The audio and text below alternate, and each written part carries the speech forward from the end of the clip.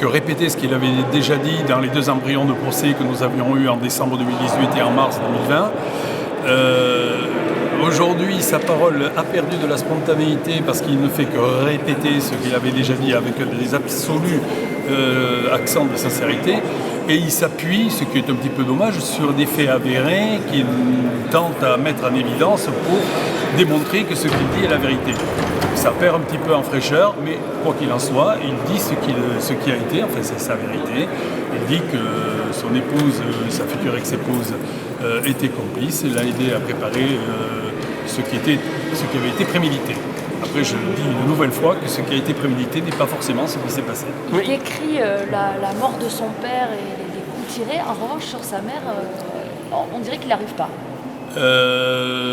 Alors, vous m'entendrez expliquer à travers les expertises qui sont claires à mon sens et le témoignage de son frère Yann, ce qui a pu se passer dans la mort d'Eva Rouxel. Je suis intimement convaincu qu'il n'a pas tiré volontairement sur sa mère. Que c'est un accident? Alors, soit c'est un accident, interaccidentel, soit ce n'est pas lui qui a tiré. Et qu'est-ce qu'il laisse entendre à propos du 3e tir sur son père?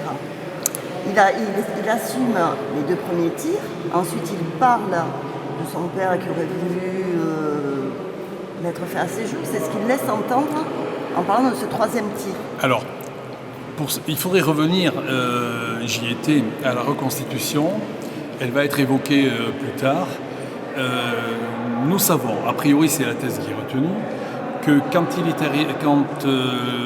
Kevin Rouxel et son père se sont affrontés, Kevin Rouxel n'a pas été capable de mener à bien ce qui avait été prémédité.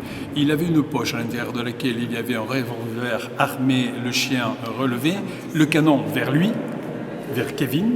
Son père a pris peur, il s'est emparé de la poche, et il y a un premier tir qui est parti, qui a traversé la cuisse et le mollet de Kevin. C'est le premier tir. Là-dessus, on n'est plus dans la préméditation, c'est tout à fait autre chose qui se déroule.